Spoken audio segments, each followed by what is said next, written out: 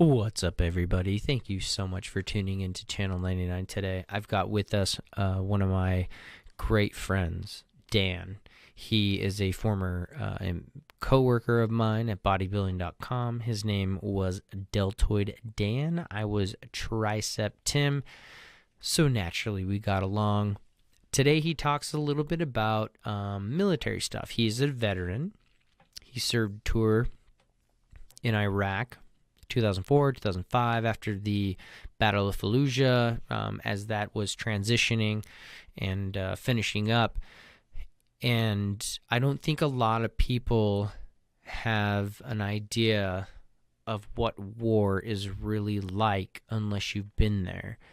And his personality and the things that he admits to dealing with on the daily, such as PTSD and whatnot, you can see it translate into his love for his country and the sacrifices that he's made and those he was with had made. This is very empowering. I was extremely excited to have him on. He's going to do another show, but his deployment of 1 year and the 6-month train up, the stories that he tells are absolutely hilarious, but they're also very heart-wrenching, and I think this makes for one of my favorite episodes. So make sure you subscribe to Channel 99 on anything: Spotify, iTunes, Stitcher, Podcast Addict, Overwatch, you name it. Give us 5 stars, and please share this episode, because your freedom, unfortunately, your freedom is at the cost of other people's lives. And it's those people who need to be recognized. And I also have, one of my hosts who is the host of the Pro Edge podcast. His name's Conrad. He is also a vet. My brother, who sits in on this episode, an Apache pilot who served around that time, 2005, 2006. These people have sacrificed time with their friends, family, anybody who they love. And I personally cannot put myself in a position to understand what they went through. And that's why I have these individuals on my show. So that being said, thank you again for tuning in, and have a wonderful rest of your day. Shut up and sit down.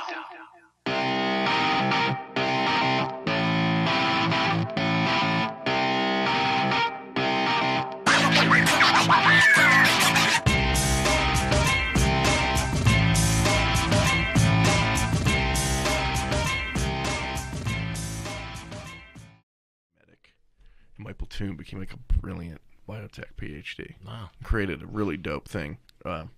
Anything that opens up a bottleneck and drops prices at the same time, that's competitive advantage. So we did this thing and put an executive team together. Probably lasted about a year.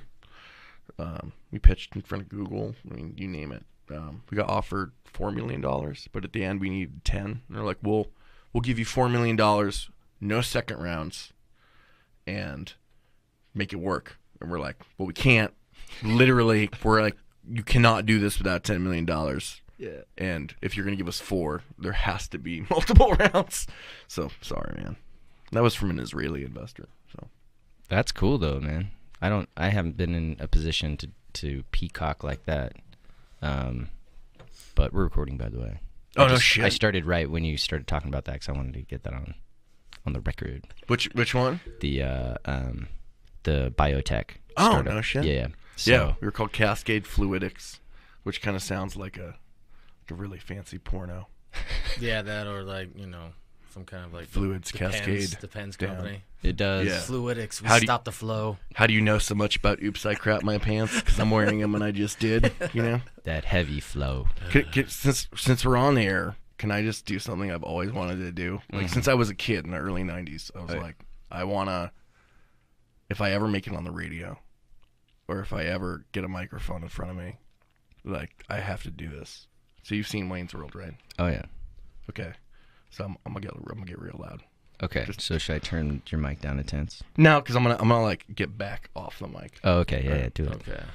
Hey everybody, here's Handsome Dan. Isn't that right, Mr. Scream? I wanted to do that for like 20 years. Yeah, next time I'll tune it in so everybody listening, because that clipped so bad. It sounds good though. It'll sound good. I can barely talk after that. Like lead singer of Slayer, I am not. Did you do anything last night for Halloween? I'm Jewish, so like everything scares us. So no. By the way, everybody who's listening right now, I've got Dan Fearman, my boy, a.k.a. Deltoid Dan from the BB-Con days.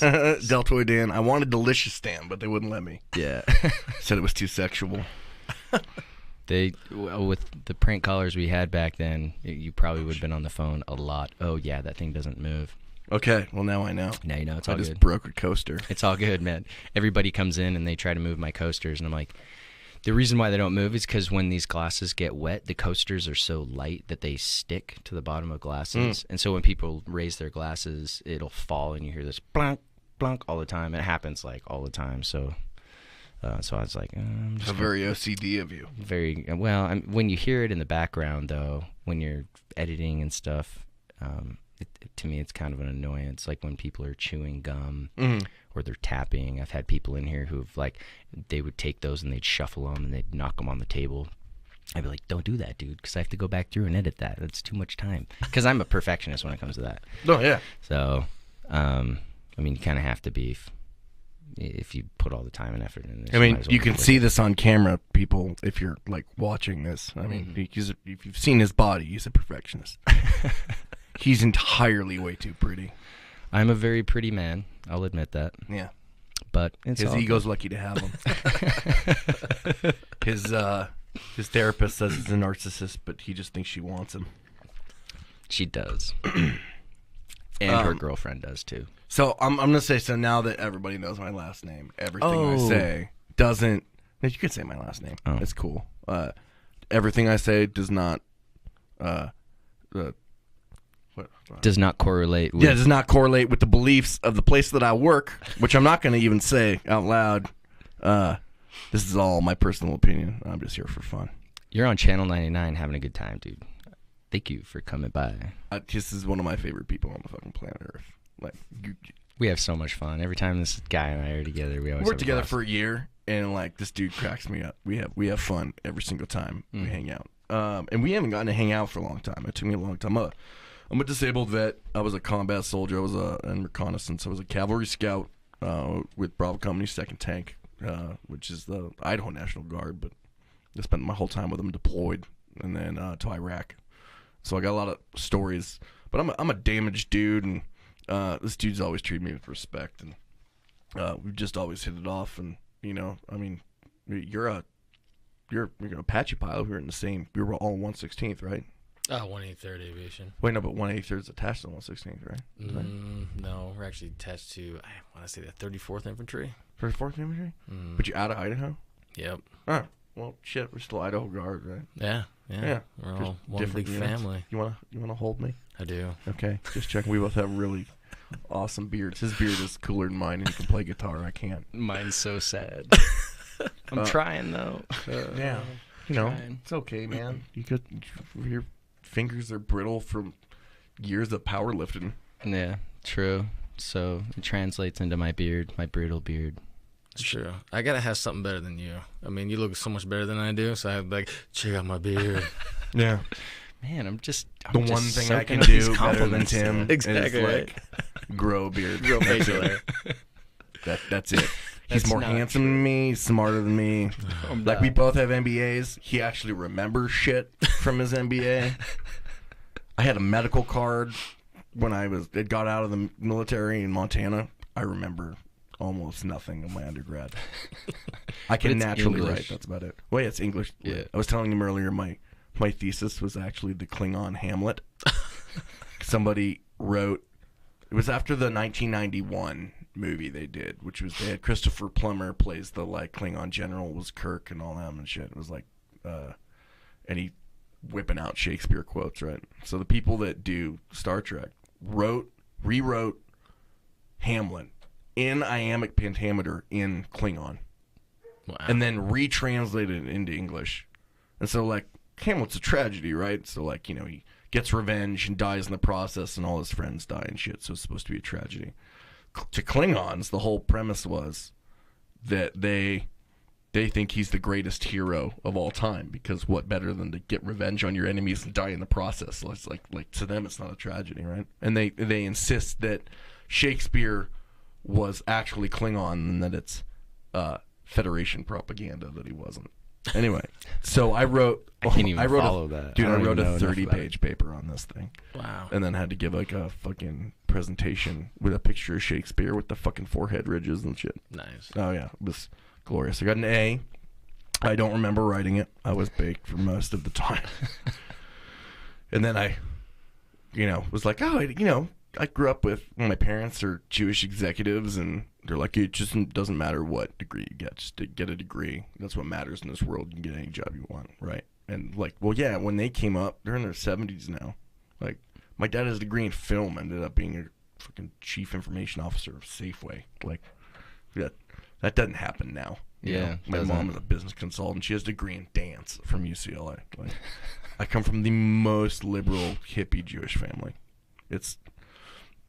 I have no skills. Just none. Like, every skill I have, I had to teach myself. Like, my dad couldn't teach me. We know how to fix a car. Can't do that. I'm buying a new house next week. I don't even own a hammer. Dude, I can't. I'm about to call my new father-in-law, who's like a contractor, and be like, hey, how do you install a thermostat? Or like, do you have a screwdriver we could use? Like, because I don't know how that works. That's what I did. When I moved into this house, I had nothing, dude. Like, I moved in, and this place was empty. But I had a bunch of money in my savings to fill it. But, I mean, it costs money to fill a home, and tools are not cheap. So No. I would always hit my dad up, and he would, like, come over and help me do stuff, because I was kind of like the kid who didn't know how to do that stuff. Yeah, I asked my dad yesterday, hey, when we close on a house next week, do you want to come in and like help me put stuff up? You know what he did instead? He texted me the contact information for a good handyman. My dad has people for that. He's like, I have a lot of tools, and no, like, here's a handyman. I have a good handyman. You should have a good handyman. Every Jew should have a good handyman. That's not Jewish. I learned quick though, man. I've swapped out control boards on like my furnaces, on both furnaces. I would die. I would get shocked to death. Yeah, you learn quick when you do get shocked. I've shocked the shit out of myself in this house, man. Like, you learn quick. You learn to flip that switch, that breaker. Yeah. I've replaced my water heater. You just kind of learn how to do stuff like that on your own eventually, because, I don't know, maybe not. I did, just because I enjoy learning stuff, and I like to kind of do that type of work, because it's not often I get to use my hands for work. I'm usually stuck in like a stress box all day, staring at a computer. Too. So, yeah. So it's kind of nice when you do have a home and you have some small projects. You might like get obsessed with it, because I got obsessed with mine. I started ripping out floors. I will never get obsessed with it. I'll tell you why. I only enjoy learning things that help me with skills that I want to learn, and not by like default. Like, oh, I have to learn how to, fix a water heater. I'm just like, I want to be forced to learn. Like, I have skills that I like to learn, or they help me with my day job. Mm-hmm.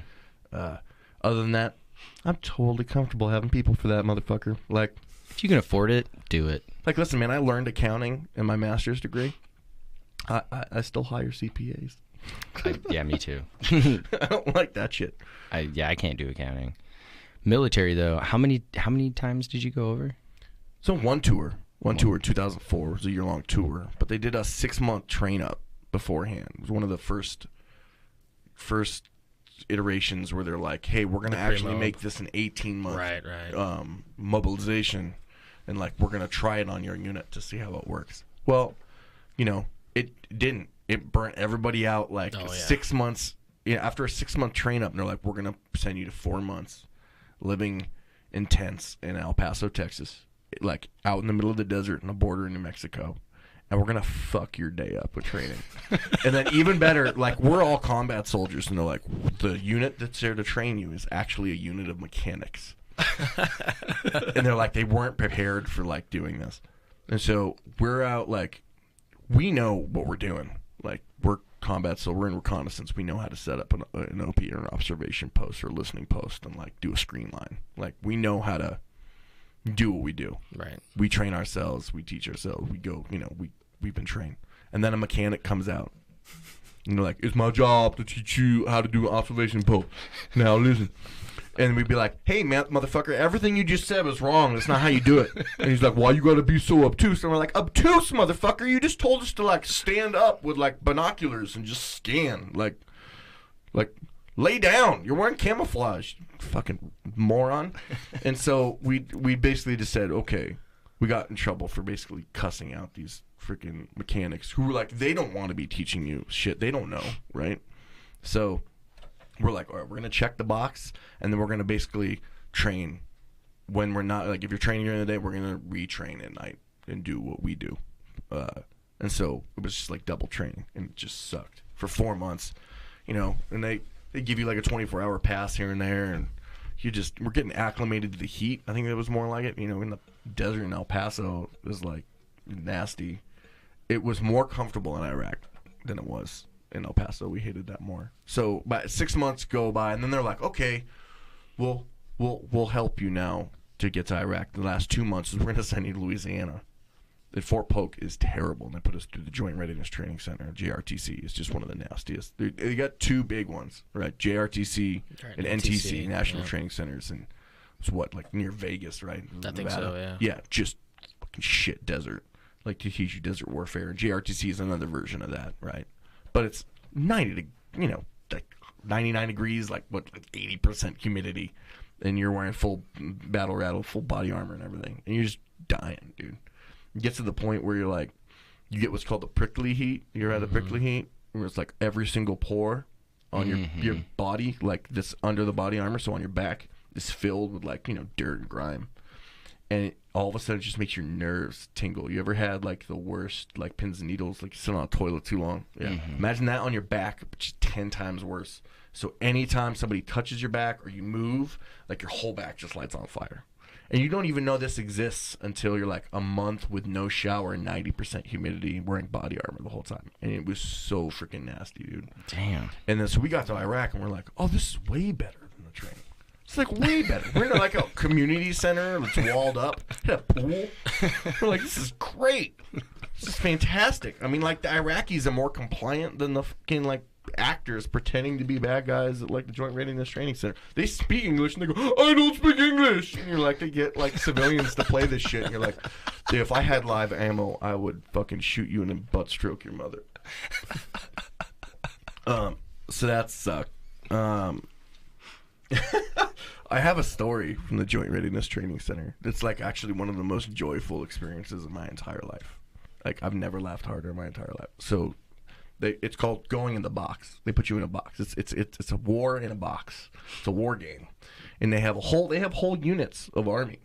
Their entire job is to live in these fake built little towns and cities that they actually build them in the middle of nowhere, and you go stay in your imaginary forward operating base nearby, and you operate like you're gonna go do raids, and you don't do an attack in a city or attack in a town, right? And these guys, they're called the OPFOR. They just hang out in this area, and so you'd like do a raid, and these are just like American, privates and specialists like E4s just chilling out, and they do like 2 weeks on, like a week off or something back in their regular barracks. So you'd like do a raid, and it'd be like they have like you do a raid on like a little grocery store, and it'd be they'd have fake products in there and shit, and there's cameras in every corner so they can actually like rate. There's a whole command center where they're like rating how good you did a SWAT stack on the building, and like kicked in the door properly, and did it safely and effectively. And you go in like one of the back rooms, and there's like a old ratty mattress and like a like a full TV and a PS2 at the time. It was 2004, and just a bunch of junk food. And like just like been a fucking like 19-year-old kid just living in there pretending to be a bad guy for 2 weeks, and you're so pissed because they constantly fuck with you. You're just like, I'm gonna fucking trash this PS2. You just like unplug everything. Like So somebody was actually living in that room? Yeah, Oh, and they're an actual American soldier, but they're wearing civilian, they're dressed like Middle Eastern jihadis and shit. That's wild, dude. Yeah. And that happens all over. There's training centers all over the world for, they got one in Germany called Hornfels, which is nasty cold winter, deep mud and shit. My buddy was, I'll tell you one of his stories later. He was, they live out in the middle of nowhere and then pretend to be bad guys. And here's the thing: American soldiers pretending to be bad guys are tougher than bad guys. I mean, in Iraq, I think the fucking in the stand, I think those guys got their shit together. But there was a period of time in Iraq where we just weren't afraid of anybody in our AO because they just were shitty soldiers. Like the bad guys in Iraq had nothing on the bad guys in Afghanistan. And I'm actually, this may sound cowardly, I'm actually dope happy that I did my deployment in Iraq, because I think in Afghanistan, you get your fucking head shot off. They got snipers and know what the fuck they're doing. We never ran up against, I think we showed up right after the invasion. You know what I mean? The Battle of Fallujah was just ending while we was going on while we were there. It was finishing up, and just all the nasties were just in a completely different part of the country at the time. And so we were training against these American soldiers dressed as bad guys, and they would hire civilians that have to sign NDAs and shit and go pretend to be put in. You couldn't just you can't actually hurt these people because they're Americans. You obviously you don't want to hurt other soldiers either, and you don't know if they're soldiers or civilians. So we assault this town, right? This made up town in somewhere in the woods of Fort Polk, Louisiana. And we take this 3-story building overlooks the whole town. We take that and put our whole company in there. We wrap razor wire around it, and we pull fake guard duty. We all got that laser miles gear on. It's like fancy laser tag, right? And you got to zero that shit in like you would a regular bullet. And you do it at night with night vision goggles, so you can see an IR laser, but it's still not very accurate, right? And it's really stupid. You can just slap your rifle, it goes out because you're shooting blanks. So every time a blank goes off, the rifle, the mile system registers that a shot went off, and then it shoots the laser, right? But it doesn't instantly. And so you could just you run out of ammo, just slap the side of the rifle. It would set it up, right? We had a National Guard unit, so there's professional guys that were professional electrical engineers and shit when they're not active duty deployed. And so this guy in my squad rewires everything on our miles gear so we can just connect these two wires without shocking ourselves. So we made silencers basically. He's so you just every time you connect that, it shoots. So you don't have to slap your rifle. Yeah, it'll shoot a laser, but you're gonna miss what you're shooting at, right? So we're up in this building. We're exhausted, man. We haven't showered in a month. It's super hot. It's muggy at night. It just freezes because it's just the humidity. And so you go all day and that. You can get hypothermia at 70 degrees if it was 110 during the day, Right. So we're in this building, and so they give you fake intelligence, right? So they're hey, there's a guy in town. He owns the candy shop in this fake town, right? And so we're oh, the Candyman. The Candyman came. And they're yeah, he is funneling weapons through his shop. It's a front for terrorist activity. And your job is to do raid. This is the main bad guy in this town, and so you got to gather intel or reconnaissance. So we gather intel, but it doesn't really work that way. We're Cav Scouts. We do we mount up with heavy vehicles, and then we roll in. We do everything the infantry does. We do everything the cavalry does. And it's kind of jack all trades, master of none, right? And so we do raids in the house, and we never find anything because it's fake intel. It's not real. It's just they just want you to raid this place. And we're all right, this guy's going to be the bad guy of this whole exercise. we're gonna fuck with this guy until he cries, right? And this guy, little do we know that the Candyman is actually a lieutenant in the Army, and he commands a platoon of Op 4, the soldiers. So in real life, he's actually an officer, and like we're all fucking like privates. And this, I think up to E6, we created this conspiracy to just make the Candyman kill himself, right? So we're up on the 3rd story of this building, right? And every time this guy and they're wearing Miles gear too, because if you shoot a civilian, they're gonna know. You shoot some, they go beep, and then there's these guys walking around. They're called OCs. Most of the time, they're Rangers or former Rangers or Ranger qualified, right? And they have what's called the God Gun. The God Gun. So they can just roll up on you, and if you get shot, they go, hey, we need my Miles gear reset. So they walk up with a God Gun. It's like this little wireless thing. Looks like a speed trap gun, They go, boop. They point it at you, and your Miles gear resets. And so, okay, you're back in the game. Like, if you're flatline, it goes, beep, you're dead. And then they reset you, right? And so we would sit there, and we're, it's our job to, like, keep an eye out. So we're the observation post. And so every time, it's like nighttime, every time this lieutenant leaves, like, the game's like not on. Like, it's time to sleep, right? But every time this dude leaves the building that he's staying in, the candy shop, they go like, hey, yo, Sergeant, Candyman. He goes, get him. we squeeze the 2 wires together, snipe his Miles gear, and beep.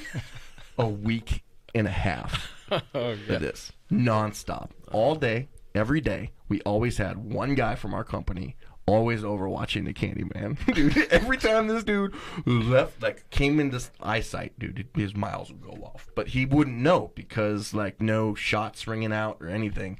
And he just thinks his Miles gear is broken at first, right? So he's just like, I gotta get a new vest. This is bullshit. So we, like, get a new Miles gear vest. And at this point, like, the Ranger OC is following him around with the God Gun. He just knows that we're fucking with him. And he's just like, beep, boop. That's like, So this guy, every time, a week and a half goes by, he changes his gear out, same thing, beep, nonstop. This guy loses his mind one night because we just think it's the funniest shit on the planet. And so, like, a week and a half later, after we've been screwing with him, probably like 6, 7, probably to even 10 times a day, this guy gets lit up, and it's just the sound of this Miles gear is driving him crazy. It's like 2 a.m. We watched him peek his head out, like, look around, like, okay, no one's here. Everybody's asleep. I'm going to go outside and take a piss. The second he steps up, beep, this fucking dude loses his mind, like, motherfucker. And and then all of a sudden we watch him, like, we're looking at him in optics, just screaming and throwing a tantrum. And so we all, like, the whole top floor, 130 guys in this building, the whole company is watching, is in on it now. The first sergeant is in on it, company commander, everybody. Like, if we're gonna be miserable, so are you. We 130 guys just start cracking up hysterically in this building, right? And so he hears it, comes running up to the building. This dude's jumping over, like, double layered razor wire to pound on, like, this building, like, you motherfuckers, I'm an officer, goddammit, you can't do this to me. And he flips out. The Ranger OC comes up and goes, sir, I'm gonna need you to calm down. And he goes, you got a 48-hour pass. You out of here. Like, you're done. You need to go back to the barracks. You need to compose yourself. Come back when you can act like a professional. Like, I believe that. There's a mess on it. To this day, is one of my favorite things, like, highest accomplishments ever, as we drove the Candyman to Insanity. So you were deployed for a solid year. A year in Iraq, which I think was pretty normal at this point. Normal. Most guys do like 11 and a half months, something like that. And then they cycle you back. But so after 6 months, we're already burnt out, retired, we miss our families. I think they gave us a 2-week, everyone got 2 weeks of leave or something to go home. Yeah, mid-tour. Yeah, mid-tour, right. Or but I think they consider a tour 6 months. Is that right? Am I wrong? They consider it all. Honestly, I don't know. I just know that we did 12 months in country in the same pre-deployment thing for 6 months. And so I think what we consider one tour, I think on paper, is like a 6 month is a tour. Right. And so I think at the time that was a designation. So it was really like 2 tours if you do it. Right. But I don't think it really works out. I think we consider it like, you do a year, it's a tour. Right. And so we're doing a year and a half. It's like a tour and a half. We're like, we're just ready to fucking cash it in at this point because the Army bullshit's worse than combat. So, you know, after 6 months, they finally send us to Iraq. But, you know, we do this month in Fort Polk doing the Joint Readiness Training Center. And then they're like, okay, 3 weeks of just waiting in these tents in a swamp in Alexandria, Louisiana. Tim's dog's losing his shit. Yeah, she's going crazy. So I'm gonna do a hard cut right here because we're recording. You can edit this shit out. So, end of Fort Polk, right? They put us in these. They make us wait for like 3 weeks in these tents in the middle of the swamp. They have a tarp floor over mud, right? So the mud, like the ground moves, and like it's just nasty as shit. Like on the side of a canal with chicken wire walls, right, and a tin roof, and it's just raining nonstop. We're getting eaten alive by the biggest mosquitoes I've ever seen. So we're just miserable as shit. And they give us a gift. They let us do a Calfax. You know what Calfax is, right? Nope. You know? All right. So you're gonna like it though, because like some Apache pilots got to play along. Oh, nice. Right. So everybody knows what a gun range is. You know, it's a big area. Everybody's facing one direction, right? Most shoot houses are like at most 2 directions. Like you're still, the targets are going to be in the area where you shoot down range, right? A Calfax is another city or town that they build in the middle of the woods, in the middle of nowhere, and it's a 360-degree gun range. Oh, wow. And what you do is they take probably a company with probably 2 attached platoons, so specialist platoons like engineers, right? We had 2 platoons of engineers attached to us, and a company of cavalry, company of Cav Scouts, and then they attached. It was 1 platoon of combat engineers, another platoon of mortars. And mortars and scouts typically work together because we call for fire, we call for artillery, and we call for mortar fire quite often. And then they attach JTAC to us. And then when we have aircraft rolling in, and then generally one of us or multiple of us, and a lot of us have Pathfinder. When they did this school, Pathfinder was just clearing LZs, right? Clearing LZs, and then if the JTAC goes down, Pathfinder can still connect to. You can still call in air, right? Right. And so we don't typically call in air. I don't know how to call in air, but I know how to call in artillery like a motherfucker, right? So it's like a company and a half assault a town, right? A whole town. And the town is real fucking special, dude. And it is cool as shit. So they have, a whole thing's got like, quadruple level razor wire that we got to breach. They've got old fucking Soviet tanks in there that we got to fucking blow up. And this is a live ammo thing. So they're like, here are your live AT-4 rockets. You got to fucking take out those tanks. You got to breach this wire. You got to assault this town. And the whole town is filled with, like, it's real rooms and shit that you gotta fucking shoot in. And the whole unit's gotta assault this thing and then not shoot each other, right? Like, you don't realize that when you go into a combat zone, like, the main threat is not just the enemy. Like, you gotta not muzzle flash your buddy and accidentally blow him up. You shoot at a wall, like, you better know your bullets aren't going through that wall if you got buddies on the other side of it. Like, it's a thing. Like, you gotta know what you're doing. So, we assault this thing, and then they attach us 2 Apaches. That the mortars blast the town. Apaches go in ahead of, like, right over our heads, flying low, assault the shit, and they got live fucking missiles. They got live fucking rounds in their main gun, and like going right overhead, and brass fucking falling on us and shit. It's fucking awesome.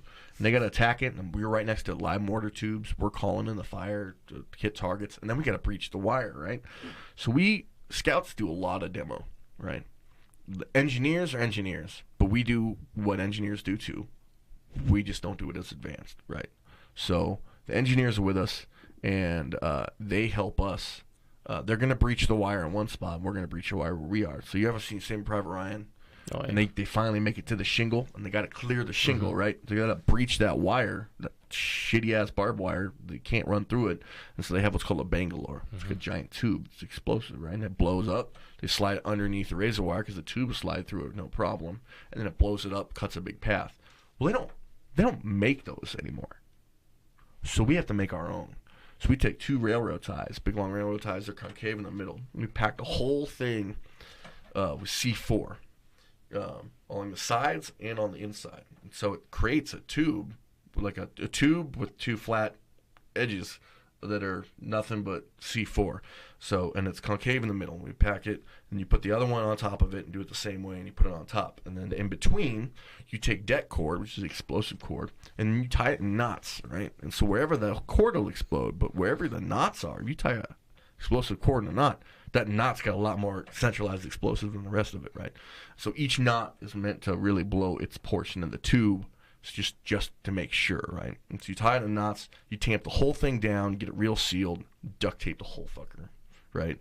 All of a sudden, we have this giant thing attached to deck cord that we can pull and explode via detonator line, either timeline or like plunger, that we can just slide under this. We made our own fucking Bangalores out of C4 duct tape, and freaking, so we roll up to this wire, and we're assaulting people. Are laying down. We've got gun trucks. We're laying down 50 caliber fire into the city, and they got pop-up targets, not just like regular pop-up targets in a normal rifle range.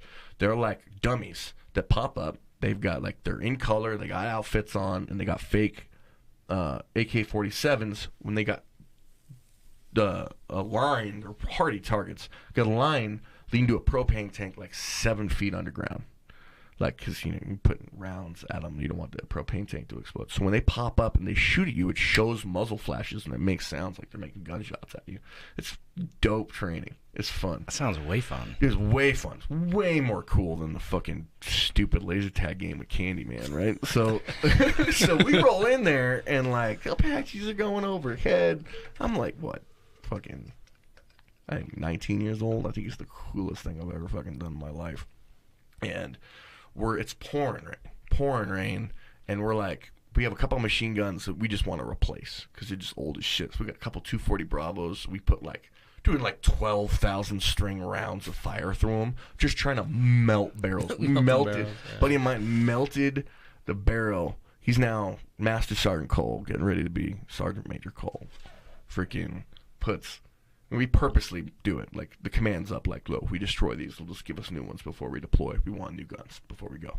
So we the barrel's white hot and just drooping, and just melts it to the receiver. Like, these are removable barrels. It fucking forge welded it to the receiver. Like, that's how hot this shit got. And it's pouring rain on top of it, so it's just 12,000 rounds just not letting go. Yeah. That's 7.62 millimeter. I don't even know how big that is, but those it's a 308. Yeah.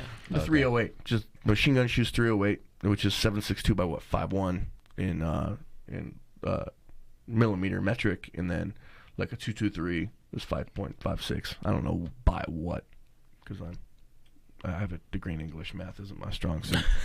Mine either. And so, like, we do this whole thing. We breach with Bangalores. We're shooting these old dead tanks with fucking rockets and doing the whole thing. And it's fucking really cool. We have live freaking 203 grenade, 40 millimeter grenades in our launchers. We're freaking putting it in windows. You got a tunnel system straight out of NAM, dude, that we got to clear with fucking pistols and shit. And it's like raining, so it's like flooded down there. It was the coolest, craziest thing I've ever seen. And you get down there, and it's just dead raccoons everywhere.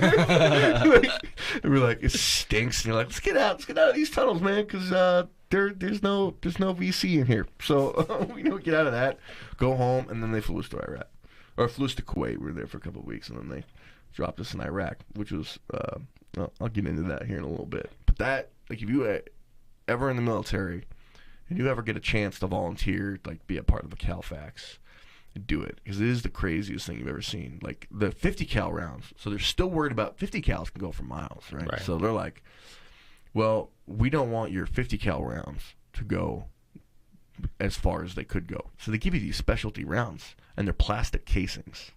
Plastic casing, and like regular bullet, but like plastic casing. And the only way to cycle it through the machine gun, instead of using like normal lubricant, which is issued when you're like LSAT or something like that for the gun, they don't have as much, like, they don't work that well, and you have to use motor oil. Really? As lube to get them through the gun. And you're still as loud. The bullets just like aren't going very far and they're not hitting very hard, which is totally cool. Still get to shoot the gun, right? Mark 19s were putting 40 millimeter grenades. And then, so here's the thing. There's a lot of guys on the ground, right? And so you need, when you do an assault that big, you think, oh, we all have the ear mics and shit. Like, this is fucking everybody having the headphones on that connect the comms and shit. We don't have that. We got earplugs in, and we got we got the old desert uniforms. We got to like yell at each other, right? But you can't yell at a guy a mile away on the other side of the freaking combat zone, right? And so you got to signal when other units can move up when you're firing, so you don't kill anybody, right? Because this is we're assaulting this town like a big L formation, so we can flank and put on fire on multiple sides, and then we've got Apaches lighting shit up, so if it were to escape, right? But right. Well, obviously not, because there's no live people running away, right? So. You got to signal with things called like star clusters. So we have things, it's like this little thing, like you pop it like you would a flare, and but when you do it, it launches up basically a big ass cool firework that either explodes in the air like a firework, or it has like a parachute, like you've all seen like Vietnam movies, they like big illumination rounds, right, that big blow flare. up in the air and then like linger in the air, which we used a lot of in Iraq, but they. You got those in a much smaller form, right? So we have the ones that explode, right? And they're like, okay, hey, Fearman, you get the red star cluster. Like I'll give you the signal. When it's time to signal, you got to launch that straight up in the air. And I practice doing it. And they're like, okay, ready, go. And I launch it. I launch it at an angle. It shoots off into the woods. Like, it's still high enough for the other part of the company to see, but it launches into the woods and then starts like one of the biggest forest fires on the record. In Louisiana. And I'm like, Fearman, what'd you do? And I'm like, dude, I launched it, Sarge. He's like, first of all, don't call me dude. Second of all, what the fuck is your problem? And I'm like, I launched it. He goes, you do launch it straight up, not at 45 degrees. And I'm like, it's raining. It was slippery. What do you want from me, man? Like, and I'm kind of like the company clown, so he's getting a giggle out of it. So they shut. You hear over the radio, index means, or index, right? Right. Index is start, index is end, right? That's literally someone pausing the game, right? So it's like a commander hit pause on the controller. So everybody stops, and they're like, well, we can't continue because fucking Private Fearman decided he wanted to start a forest fire, that arson motherfucker. Like, so, that's literally the end of that story. And then we ate waffles. No, I don't know if there's no end to it. We went home. And then we deployed to Kuwait. When you were over there, did you see anything like that? Like, were you put in positions or situations that... like a big assault? Yeah, like, did your training actually hold true to, like the combat that you... were put in? I don't know how to. I don't know the terminology. I don't know. I think like we were lucky enough to have this guy I mentioned before, who's now Master Sergeant Cole. Right back then, he was just my battle buddy, just Specialist Cole. Him and I were thick as thieves. Probably one of my biggest, like my big brother. He was Idaho CERT team. I think prison and then Idaho law enforcement, which has one of the best SWAT or CERT training centers in the country. They do big good guys versus good guys competition. They routinely compete and sometimes beat LAPD SWAT. He's like, when it comes to close quarters combat, he is a monster, right? And so we were lucky enough to have him in our squad, and in our company, we realized his training and his knowledge is better than anything the Army has given us, right? I mean, Special Forces, Delta, and stuff, they're using that good. They're not using standard Army training either. They use what works. And so we were doing that, and I became first man in. So you're gonna kick a door in. Fourth man in the stack is breaching the door. The first man in is like it's the most dangerous position. He's got to move the fastest, and he's got to be the best on point. He's got to be fast at dropping targets. And to this day, CQB is one of the best things. I think it's one of the things I've been best at in my life, and it's something I'm really proud of. And I don't have the gear like I used to, but it's still something I practice. and I don't even hunt anymore. Like, I don't shoot a living things. I'm a real non-violent guy. But, like, I love doing it. Like, it's a warrior skill that, like, I feel like I just still need to have. And I forgot what the fuck we were going with this. But so we use that training more than anything else. We did have big unit assaults, though. It was less of an assault like, hey, everyone in that town is a terrorist. Let's kill everyone. Like, it doesn't work that way in real life. Just, so we started our deployment in a place called Bakaba. Like, first week, we either flew, it was either Tikrit or Mosul. And as we, flew in, there was a big mortar attack. Like, as we're walking in, everybody hits the deck, and they're like, oh, welcome to Mortaritaville, motherfuckers. Like, freaking out. We load up on, we only had one magazine on a plane, flying over from Kuwait. They're like, listen, you don't need more one mag.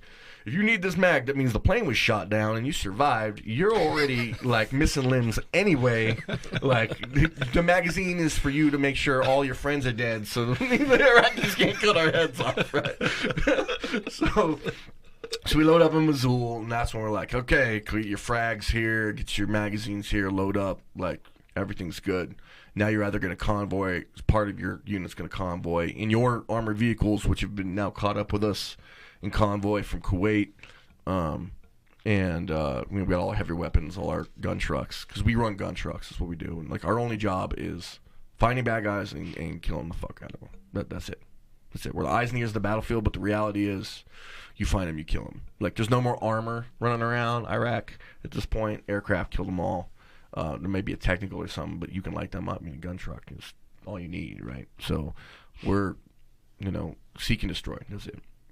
So they catch up, and they're like, all right, so I think most of us choppered in by Shithook with Chinook helicopter, which is still probably one of the fastest helicopters in the world, right? Oh, yeah. Yeah, right? Double rotor, beast. You've seen it in Vietnam. Uh-huh. Yeah. They got, 60 at the back, 60 on both sides. M60 freaking rolling around most of the time. I don't think they do 60s anymore. They were might be 60s It when might we be were 50 there. cows now. They probably up to, they have those cool looking 50s. Yeah, well, it depends on what they have, Yeah. I think. Yeah. The one that picked us up still had 60s on. Damn. And a lot of aircraft that we saw in Door Gunner were still rocking 60s. Either 60s or Gatlings later, because we ran into some SOAR guys later on who were, they run everything's fucking shiny, right? Shiny and explosive. So and they're the guys that, like, bring around operators, like they just support special operations only. So we flew in from Mosul to Bakaba. We were there doing right seat rides, learning from the guys who were ending their tour, which were 1st Infantry Division, 2nd, or the 263 Armor, I believe, 2nd Battalion, 63rd Armor, something like that. And these guys had been in the shit. They had supported. They had just got back from their part of the first Battle of Fallujah, and, like, was still raging. And they went and provided some armor support. These guys would shoot up. Bakaba's part in the Sunni Triangle. Like, shit was real. Like there were times where everybody rushed to the wall because, like, we're getting assaulted. Like, but when we showed up, shit got quiet.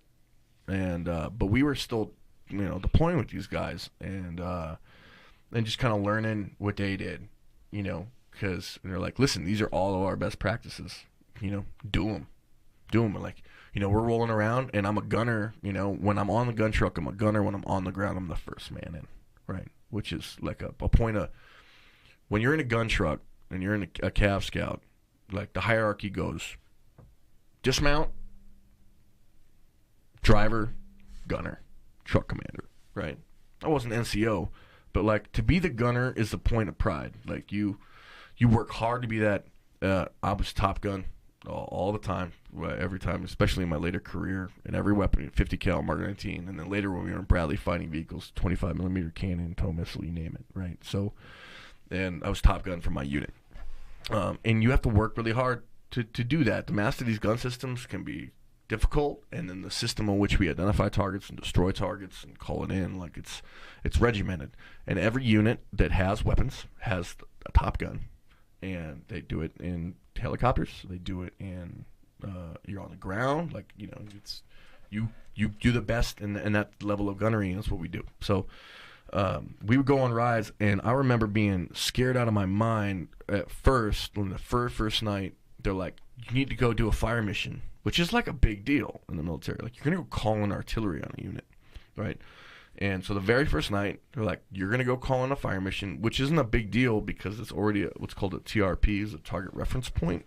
And it means that like they already have the coordinates where the rounds are going to hit set, right? And they were set months ago. We received fire from this town. Guess what? We received fire tonight. Instantly rounds in return. And all you got to be there is observe them fall and call it in, right?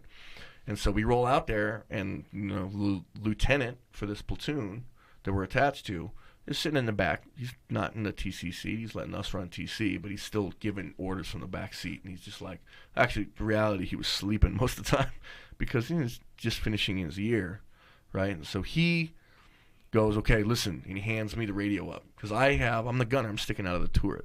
The turret. I'm sitting up on the turret so I can see everything. He hands me the binos, hands me the radio. He goes, say the following. I called it in and got to call in a HE fire mission my first day, which is like a huge deal.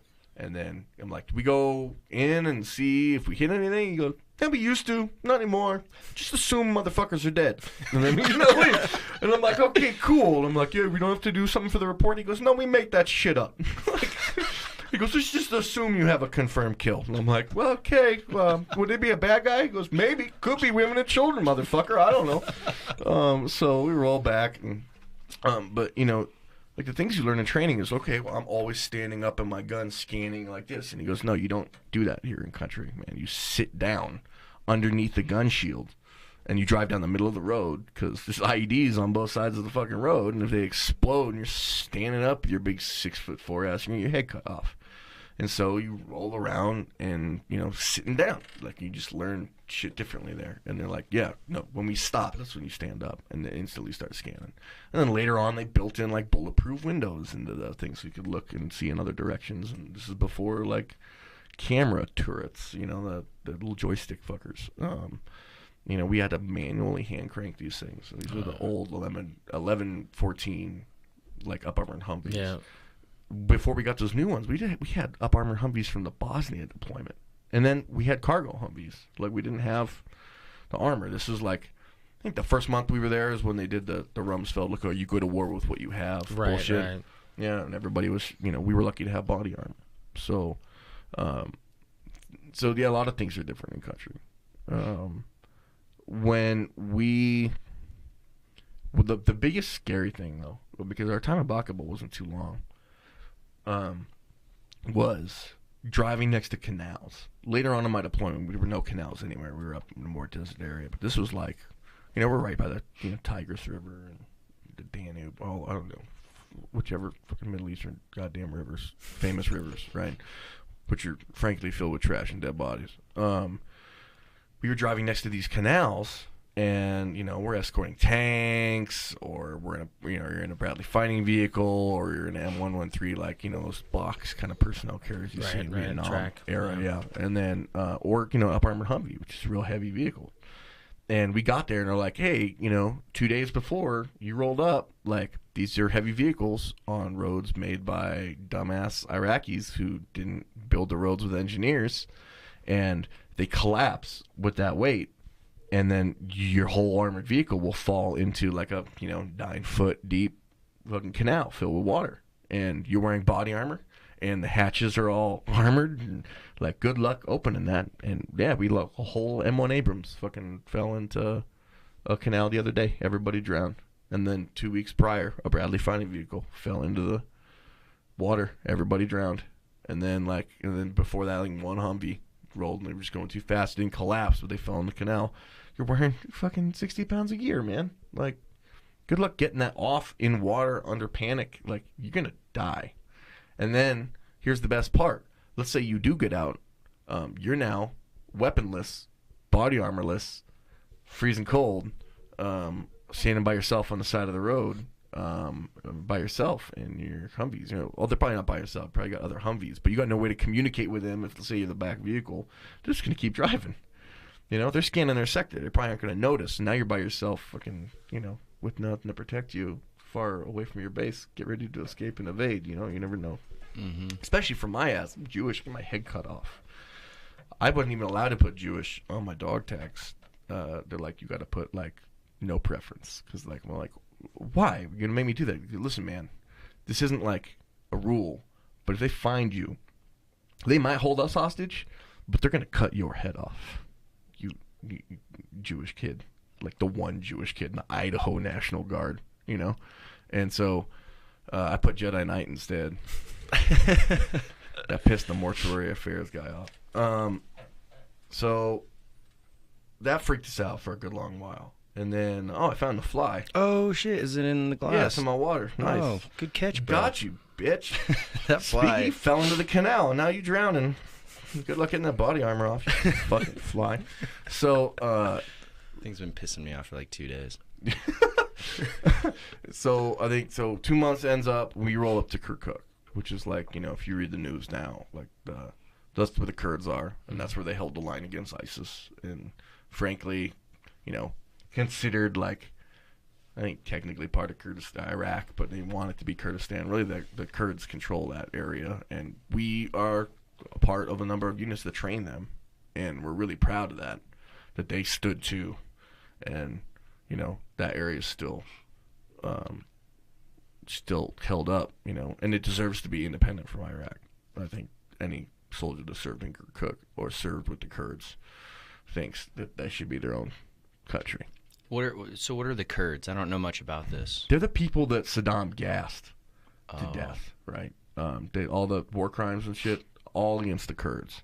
And the Kurds are cultural, almost tribal. Because it's not religious. There are Christian Kurds. There are Mormon Kurds. We ran into Mormons. Whoa. Jews and Muslim of every faction, and they're all together. And they were all gassed. I think it's more of an ethnicity than religious. And then they were tortured and killed and murdered, and hundreds of thousands by Saddam and his sons. And they're the only people in Iraq standing too. When we send soldiers over there right now fighting ISIS, we are embedded with Kurds. We train them, we equip them, and they're the only thing that keeps Iraq from Armageddon. Because let me tell you, any Iraqi government soldiers, that's worthless. I've seen them fucking try to meter traffic with RPGs, like a car pointing with the RPG, like a foot in front of them, like, no, move to the left, stop, pointing an RPG a foot away from a car. Like, these guys are definitely related to mentally handicapped Mark. Like, okay, move the vehicle over there, please. All right, inshallah. So these guys are worthless. And I mean, listen, let me tell you, there's a lot of dumb Kurds too, but like they stand too. They're brave dudes. Yeah. And like all the local interpreters that we would actually embed with us, Kurds. In general, you can trust a Kurd to not go, insider attack on you, because they have no interest in helping out the people that tortured and raped them for years, right? So, and dude, some of our interpreters became my brothers, and I'm happy to say they are all citizens in the United States now and escaped that stuff. Shady, if you can hear this, his name was Muhammad Rasul, but he just wanted to be called Shady because he loved fucking Eminem. And then when he saw Friday for the first time, he made us all call him Debo. And this dude would listen, we can't beat an Iraqi to get information out of him. We catch somebody past curfew running with a weapon or something like that when they shouldn't. We'd just go walk away and let Shady have a conversation with him. You have to rein him back occasionally, put somebody's head off a wall or something, like, hey, Shady, you can't don't cripple him, but maybe get some info out of him. But we can't. We're not watching. You're not looking.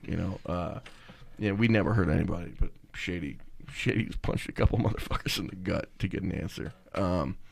And we had a big evening where this is probably one of the more exciting moments of we do a lot of what's called baton. This is where you answer your question, because I'm long-winded. I'm just getting to your answer right It's now. all good, We man. did, a battalion level was called knock and search. We're not assaulting a town, but we're going to cordon off an entire section of a city, which is like, something like 500,000 people or something like that, and then search every single home and every nook and cranny within that cordon, which is a very large cordon. And we got guns pointed out, guns pointed in, and we go door to door. And that lasts 24 hours sometimes. And we confiscate. We pull every single person out of the house to start with. We raid the house like we would normally. Like if it's a VIP, and we secure the whole thing. Every single house. Hundreds of houses. Hundreds.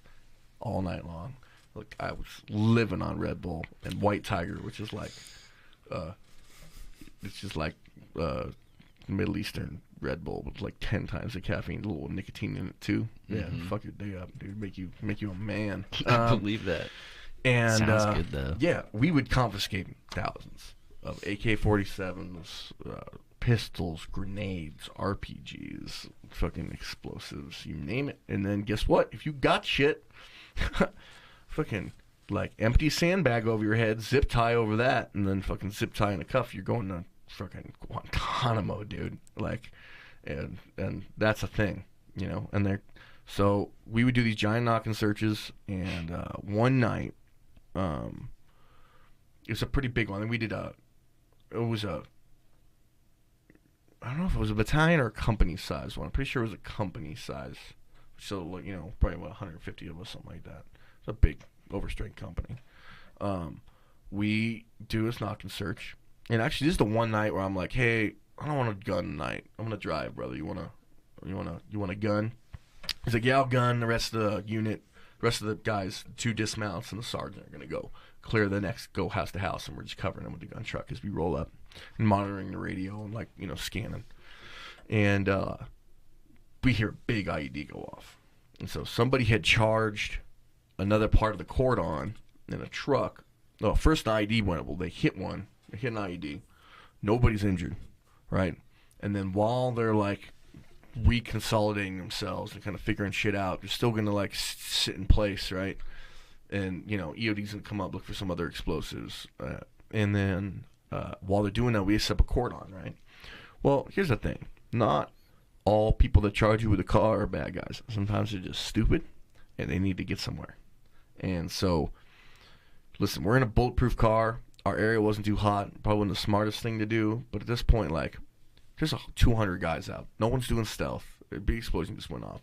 So they park a freaking Humvee underneath a street lamp. So you can actually see, hey, there's a gun truck here. Don't try to come by. We're going to shoot you. Put a sign out that says if you cross this line, you will be shot. They put up 2 lines of chem lights, right? They pop the chem lights. And then, under street lights. So they can still see the chem lights. There's 2 lines. So if they pass the first light, they get a warning shot, in the engine block maybe, right? If they pass the second line, you destroy the vehicle and you kill everyone in it. You light them the fuck up, right? That's it. Yeah. And, during the early part of the invasion, you ever seen the show Generation Kill? They didn't teach us, like, hey, do warning shots and shit. They don't teach you that. Like, hey, like, if you're threatened, you kill them, right? And we're like, listen, we don't want to kill any. I don't want to kill any. I don't want to, like, go home and then be the one vet that's like, I killed innocent people. I don't want to do that, right? So we're like, all right, listen, we do engine block shots. I will shoot your engine block, and I got damn good at shooting engine blocks. And I would keep my rifle up. If I'm going to do an engine block shot, I'm probably not going to do it with my 240 Bravo or my 50 cal. 50 cal's got armor piercing, and it's going to go right through it and kill everybody. I don't want to do that. Or especially with a Mark 19. There's no warning shot with a 40mm grenade. Hey, you and everyone around you. Fuck you. Yeah. So, like, I got my rifle right next to the machine gun. I pull a rifle, and I could put a 5.223 round right in their freaking engine block. And so they did the same thing. They put a round in his engine block. This dude was creeping up, and, they'd just been hit with an IED. And then when that IED went off, right after that IED went off, someone lit up my Humvee and my platoon from the rooftops with AK-47s, some armor-piercing RPGs. They missed our fucking Humvees with those armor-piercing RPGs by, like, inches. The motherfucking round stuck in the ground and didn't explode. If it had, a lot of us would have fucked up. They missed every round with their AK-47s, and they were shooting from the top of a building. We shot everything at them. They drop. They just spray, launch, and gone. They run away, get down, weave into houses, and there's no way you'll ever find them because they just be like, I don't know what's going on. Like, Right. you know, it's not like they gave us freaking, at the time, now they can test people with, like, gun residue kits and shit. We don't have any of that. Just like, hey, did you shoot an RPG at us? I know, no. I'm a nice person. What RPG? Yeah, well, it's like, is that banned from? No, like, I don't. This rock is Michael Jackson. Like, they don't. Fuck, they're gonna tell you. So, we lose them, and you know, we put suppressive fire down on them, and they shot. Everybody got cover, dropped, and by the time we returned fire, they weren't even there. So, so we had been lit up. Everybody's now like perfectly puckered up and has you know rifles looking everywhere. And like ready to shoot back. So this car pulls up to this traffic control point, which is now an IED site, but it's now a traffic control point. And these fucking Iraqis and these two dudes in the car fucking take this freaking checkpoint at like 50 miles an hour. Pass the first one, get around the engine block, panic, hit the gas, and then pass the second line. He gets lit up by probably 6 rifles and 2 240 Bravo machine guns, which is 308s, just lighting it up, right? Well, that stops the car. They search the car. There's no explosives, there's no weapons in it. These guys just want to get home, and they're freaking morons. And dude gets the passenger is shot in the shoulder.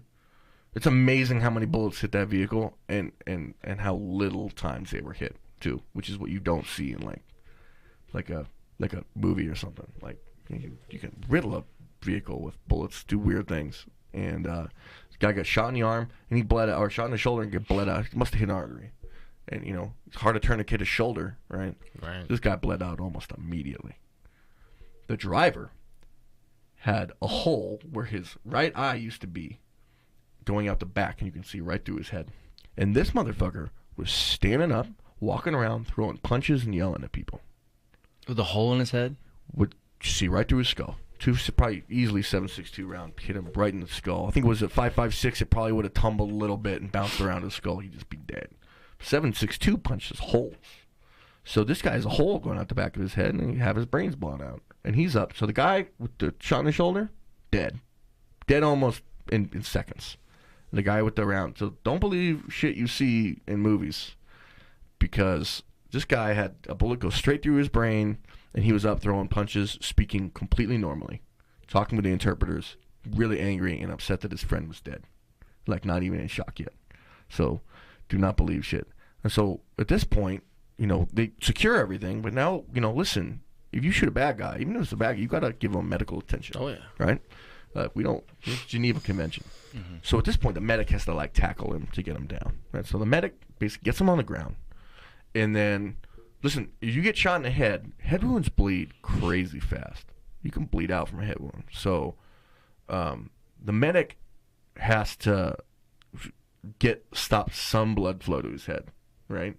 And so he goes to the side, almost in a blood choke, like you would, like a front, you know, the head and arm, you know, choke, like you probably learned in, like, you know, high school wrestling, right? It's not, you're not cutting off the airway, right? Right. But some dumbass, we had this one Blue Falcon on our freaking unit named Lyle Wing the Third. He's just as much of a douchebag as you think. Kind of fanatic LDS, like, and again, my best friend here, Tim, is LDS. I was in Idaho National Guard. Half my friends are LDS, but this guy was like a born again, and was extra pushing, and to the point where he was really, you know, I think one thing I actually know about people in LDS is they're actually really tolerant of other religions and other people. For the most part, from what I've noticed, and this guy just broke all those rules, and he was the biggest dick. He was my team leader for a long time. I hated this guy more than anything in the world. He was the biggest douchebag. Like, no, you need to eat the like green beans in your fucking your meal, otherwise, like he would like make me eat all my food and shit. Like, he was that big of a douchebag, and he had told everybody he was a U.S. Marine Corps sniper, and then came to the Army. He was a fucking designated marksman in a fucking in one of the Marine Corps security forces. So he was an embassy marine who wasn't a fucking sniper, not a scout sniper. We had a scout sniper in unit. He's like, dude, I gave him the test. He didn't know. He's not a scout sniper. And he's just a big douchebag. And he bullied me real bad for a long time. I was too young to know, like, hey, man, you're an E4. He's an E4. Just punch him in the fucking face. Like, I should have just done, like, you're going to get extra duty for a couple weeks, but that motherfucker's going to have a broken nose, and then you'll go to another platoon and be fine. It'll be fine.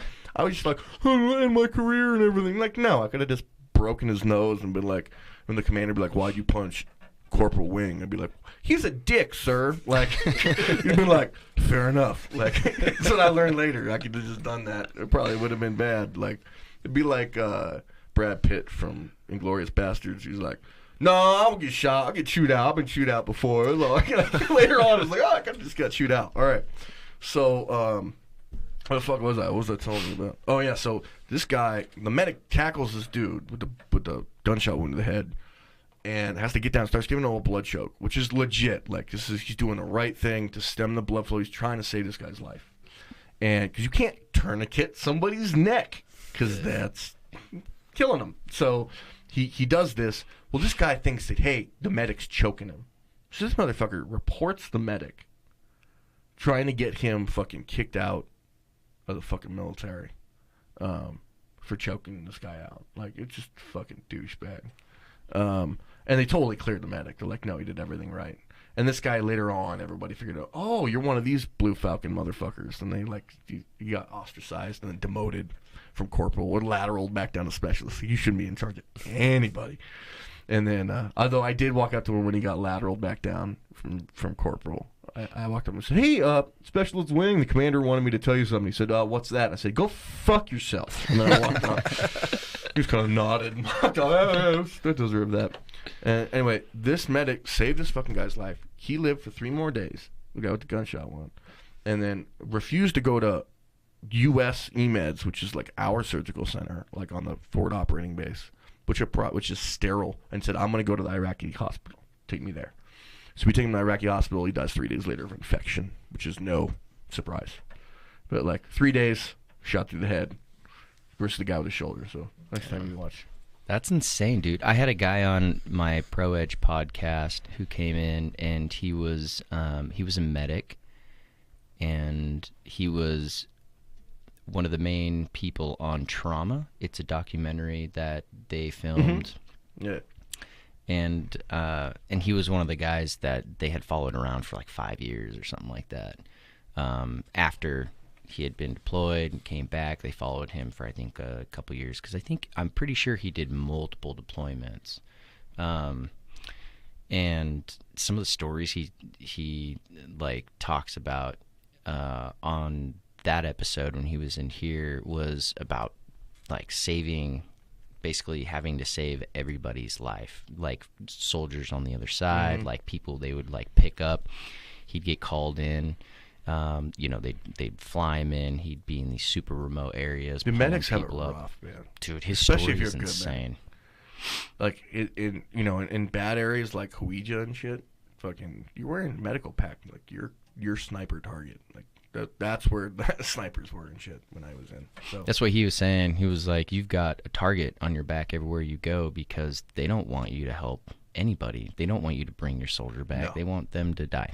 No, they were like actually one of the most important targets. Him and a radio man, right? Yeah. Mm-hmm. Cut you off.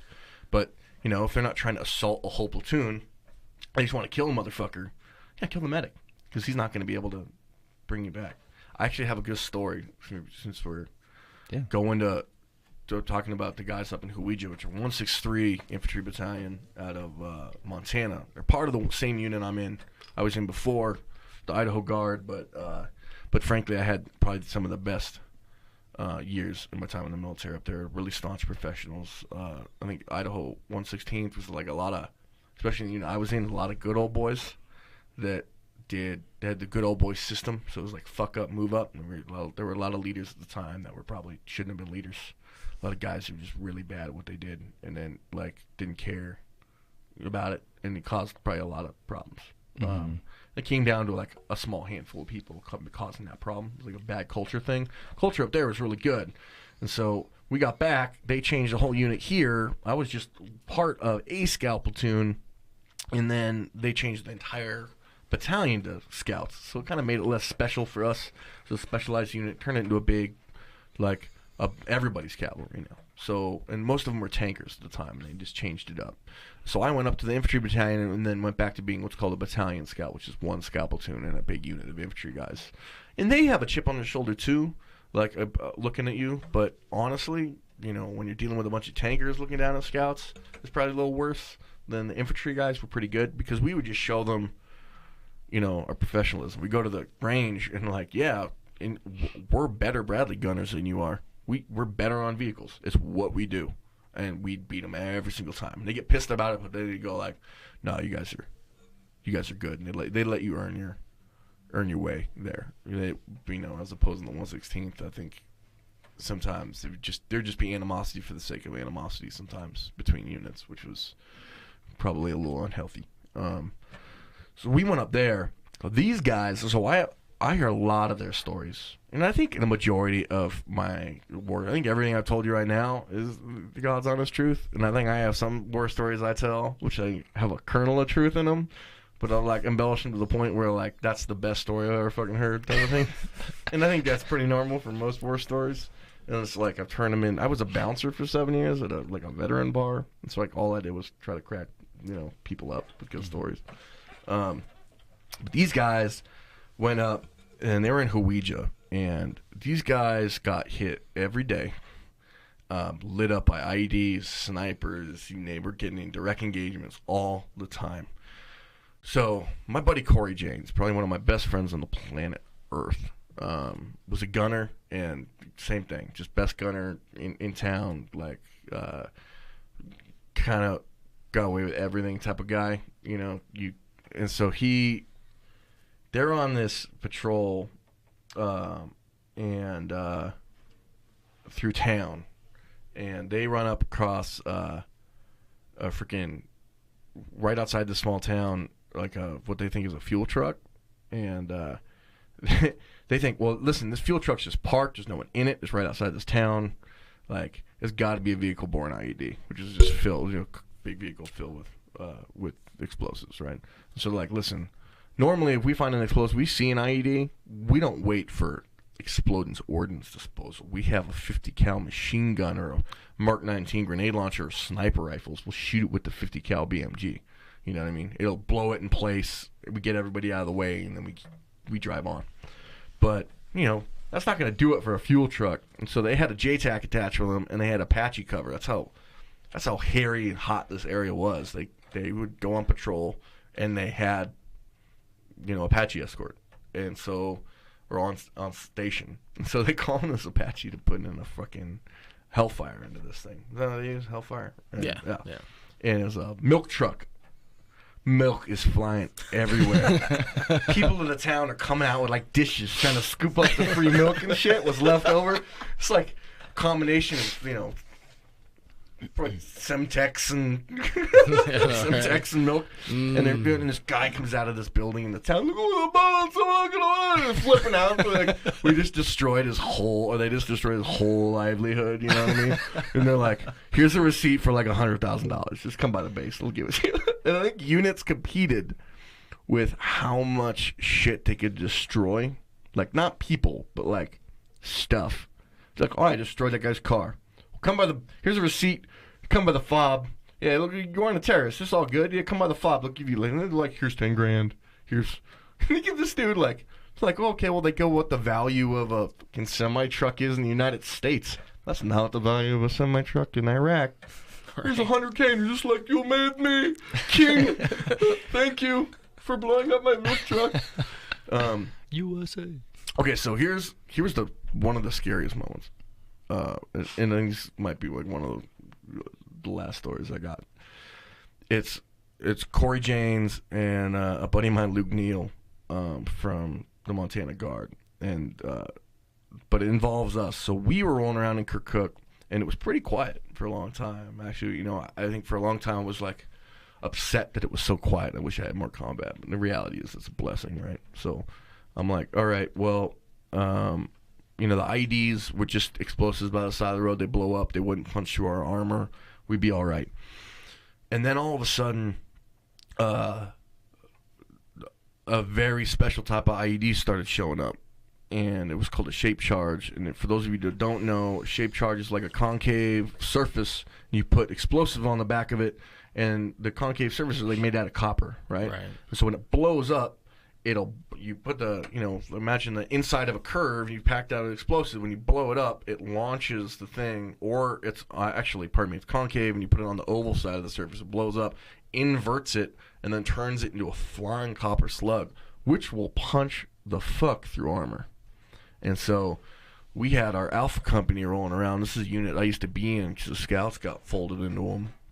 And this mechanic just actually asked the scouts in Alpha company, like, hey man, I haven't got to go outside the wire yet. Can I just drive for you on one of these missions? And they said, yeah, sure, man. You come on out. They let him drive this vehicle, right? Guy wasn't even supposed to be there. And they're rolling down the road, and we didn't know that there was a very special bomb maker in town. He's Iranian Special Forces. And he was in town, and he was making shape charges. And he made an ingenious shape charge. He had this thing set up so it was off the ground. It was raised up, right? So when it shoots out, it's going to be at the level. It's going to hit a person, right? Not just skimming across the ground. And then he had it offset. So what he had was, normally it's a guy like waiting to plug something in or hit a detonator, right? Or something like that. Or, connect two wires together. This guy was smart. He just had to be very far away and he set up a garage and told the locals, stay away from this road. And he had set it up to be attached to a garage door laser, which just shot across the road. And so the second the front of the Humvee crosses the garage door laser, boom, it trips it, launches the explosive right at the vehicle. That's fucking ingenious. Mm-hmm. And so he had it raised up, and so when he had it set back from the garage door laser, so when the front of the vehicle hit the garage door laser, it actually shot into the troop compartment like 4 feet back, not, so it wouldn't just take out the engine. It wanted to hit the troops and kill people. And so he had to offset. They hit this laser, invisible laser. They shot a copper slug out. Went straight through the driver's door. He's just heavy, pretty heavily armored. Cut both his legs off and then bounced through the Singar's radio and then hit the TC in the hip. This mechanic is a hardcore badass. I actually don't know his name, but he's a fucking cool dude. And he is hard as nails. He just looks down and goes, legs are gone. Can't stop or hit the gas. So I'm going to take us out of the kill zone with the momentum. I'm going to put us into that pole over there. So everybody brace yourselves. Like, he's cool, calm, and collected. He's lost both his legs.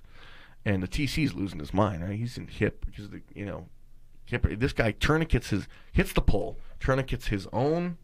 The tourniquet's not going to help the TC, so he takes his tourniquet and his own, tourniquets both his own legs, then starts working on the TC to help him. The truck What's commander. a TC? Truck commander. The guy in the right seat. Yeah. Right? Gotcha.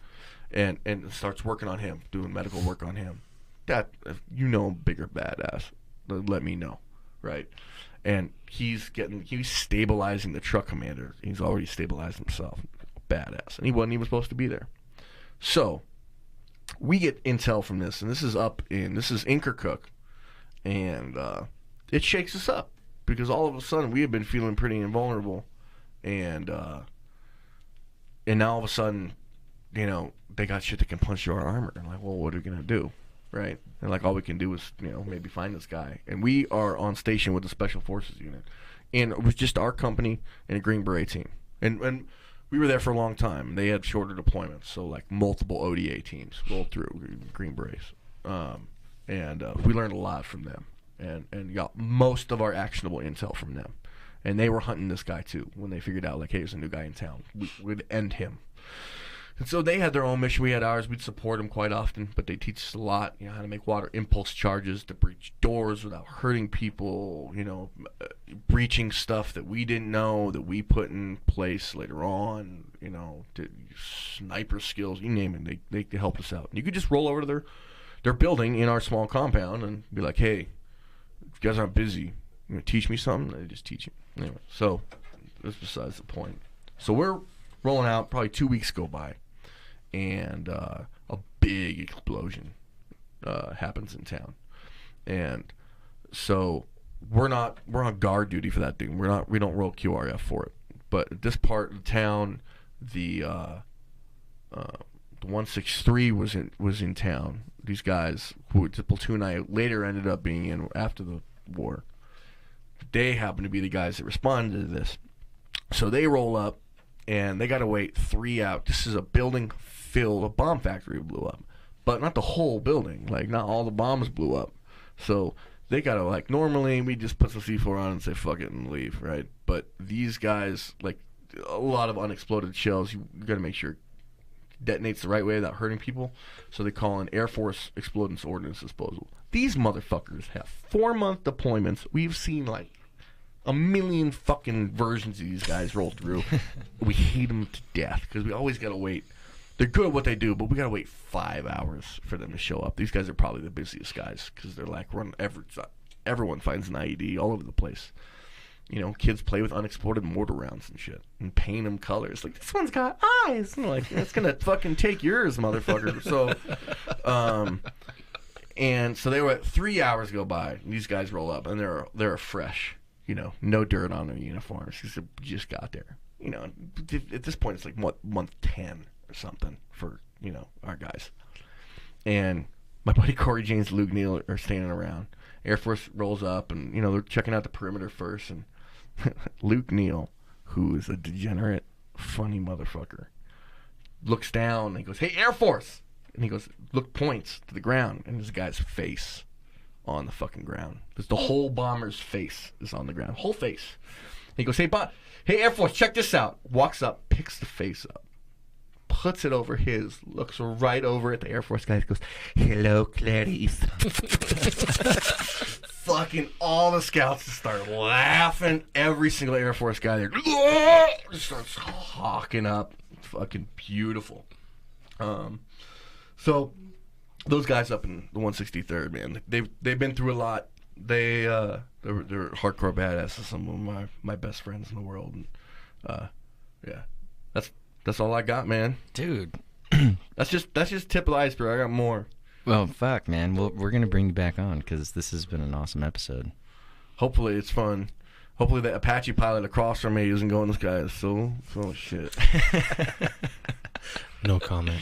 No, I'm just kidding. I'll tell you more ground war stories if you tell me how you didn't shit your pants up there. I wouldn't. I gotta take a piss, like flying a helicopter. How do you do that? You just pee yourself? No, you just gotta hold on to it until you're done.